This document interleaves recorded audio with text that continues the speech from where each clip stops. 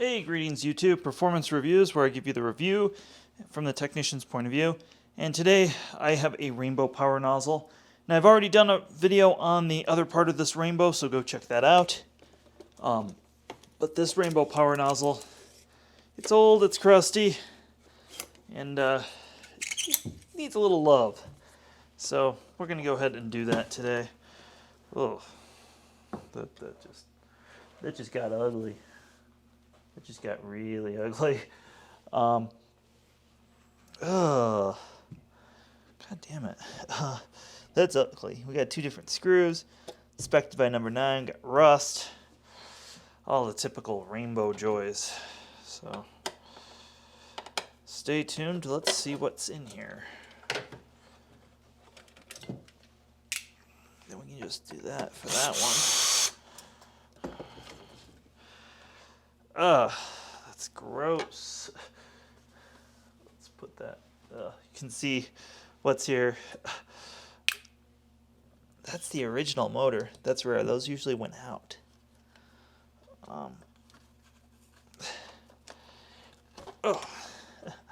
Grab a screwdriver here and wedge this up. Original sleeve bearing brush roller with the beaters. When they tell people not to use beaters, that's why.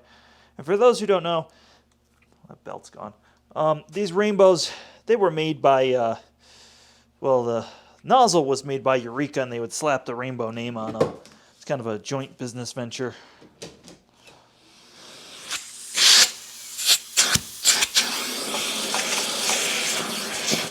A little bit of central vacuum love, what this thing needs right now. I don't even know what I just sucked up.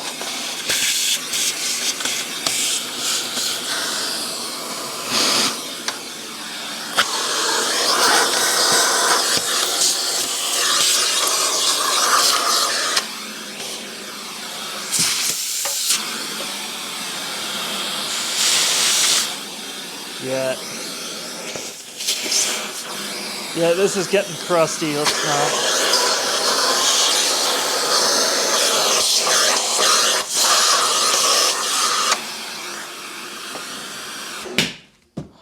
That is gross and nasty and just made my hands kind of black just by touching it. Yeah, that's a joyous. Let's continue on this magical mystery tour here.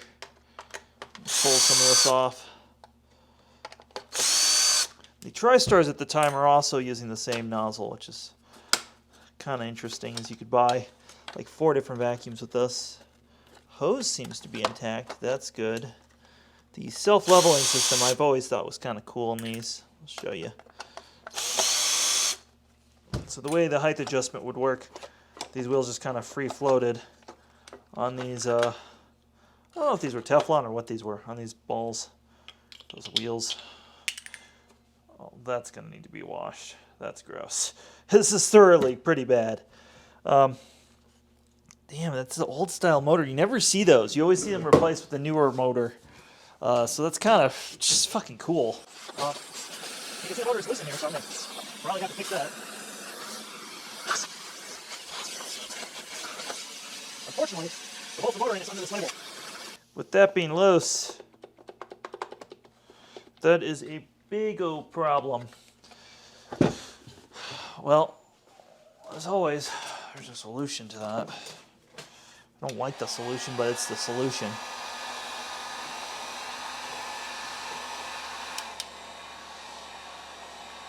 I hate pulling off original labels like this on vacuums. They never go back on quite the same. I said I'm going to give it a little bit of heat to hope that it peels off kind of straight.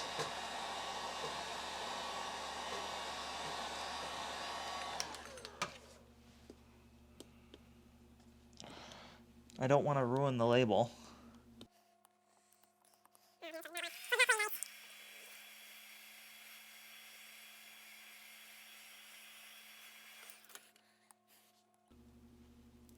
All right.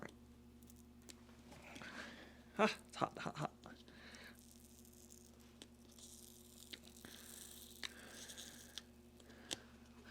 Oh, actually separated the label from the sticky stuff. So this is, now that's started. Now some mechanics would just punch holes in these. I was never a fan of doing that. Alright, that's as far as that label's coming off. And that's as far as we need. So we're just gonna pop those screws off first. You can see they're small. I've got like, I don't know what on them. Maybe plastic? Again, I had not planned on doing this part of the repair. I thought we were just gonna open this up, blow it out, and call it good. I didn't expect all this to be loose. And you can see this old motor. I don't even know what company that is. 1980. Feb 7, 1980. I actually think that's older than the machine. I could be completely wrong. That would make this one of the last... No, the D3 came in place. This is not the original power head. Huh. Still interesting. Still old. I mean, 1980 fucking thing's 40 years old. 41 years old. Alright.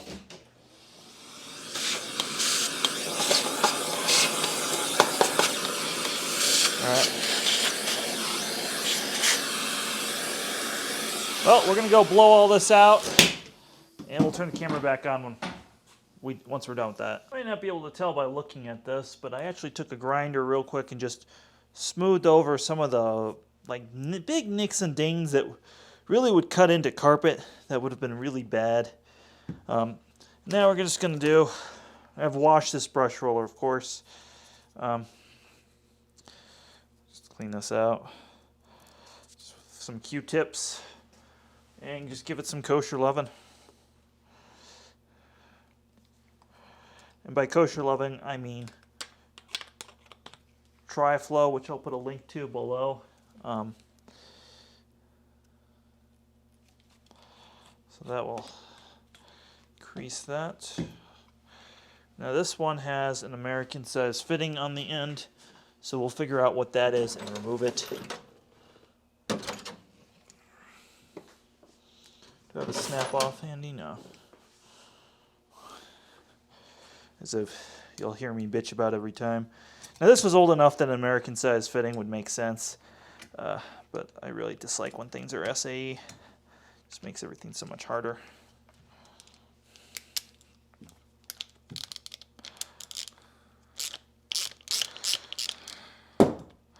That is a lock washer or lock nut.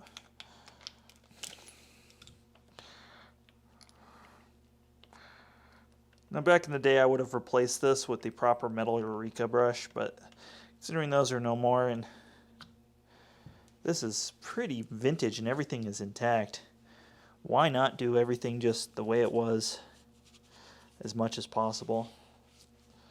Keep that originality. Man, you can see where it's just worn. So said same sort of thing, just clean up the Q-tip what you can. There's this big sort of washer that's on both sides. I've got the other one in the other room after I wash this, so let's see how this fits on there.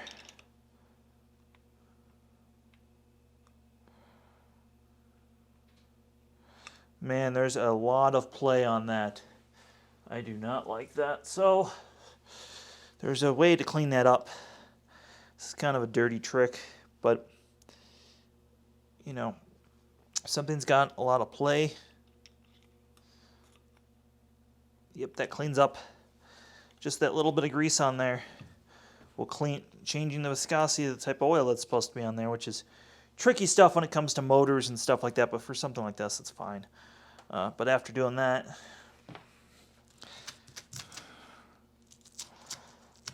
clean out some of this. Like I said, some of the nastiness is just accumulated on there over the years. Headphone warning.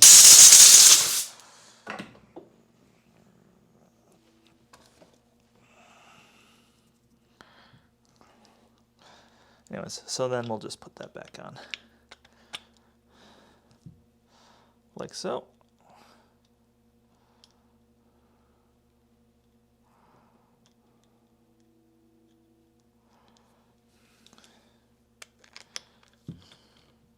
Back in the day when things were meant to be serviced and taken apart. Brush rollers are such changeable items. It seems kind of silly these days, but they didn't know that back then. They were not able to keep track of things. So we'll do that on both sides. Just a little bit of grease and oil mixture. Well, last I left off, this motor was no good. So I've got a new one. It sure looks different, don't it? So unfortunately the vintage motor is having to go bye-bye, along with this stuff, which also means I'll probably need to readhesive that. So let's pull the vintage motor out of here. But you gotta release this thing. Alright, so vintage motor goes bye-bye.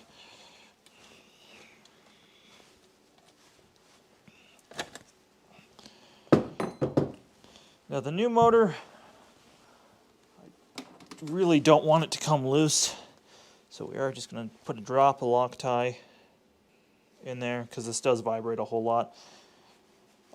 I'll put a link below to the blue Loctite. I have that on my Amazon store along with my other tools and stuff.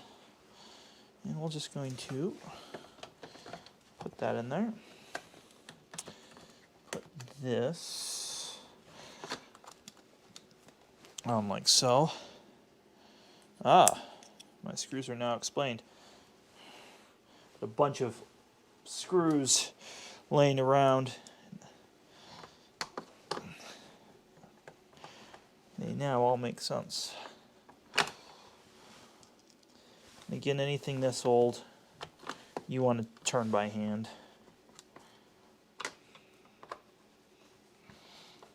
A couple things. We'll wire it up here in a second. The first thing we're going to do is just peel back the label and put our screws in place.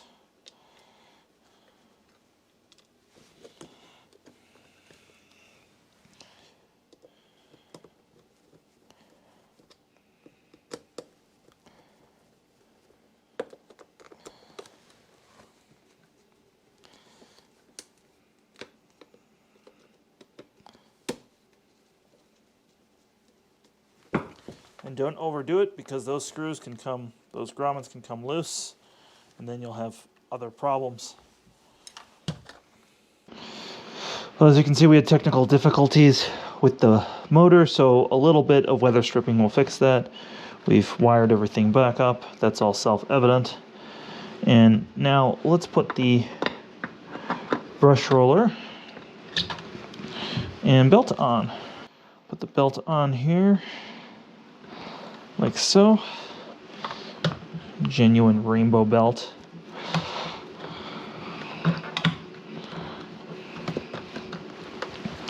And track the belt towards the middle. Well, I guess that one rides on the edge. Alright. So all of that.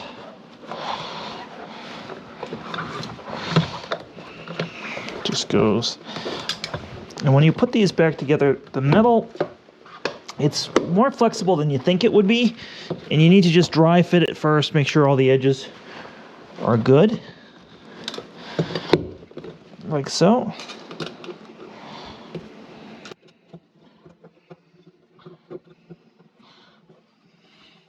Looks like that was the screw that was in here.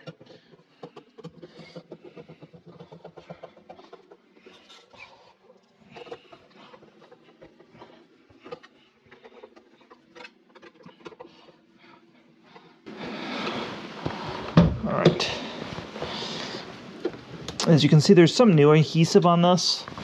Let's see if it's actually stuck down. I have this little tool I made for doing stuff like this.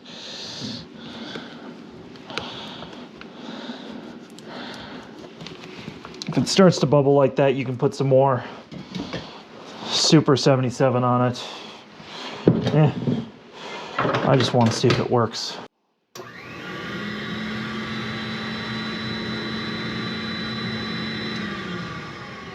All right, all that works like it should. Thanks for watching. Give this video a thumbs up. Comment below if you have one of these. That's cool. And have yourself a great day.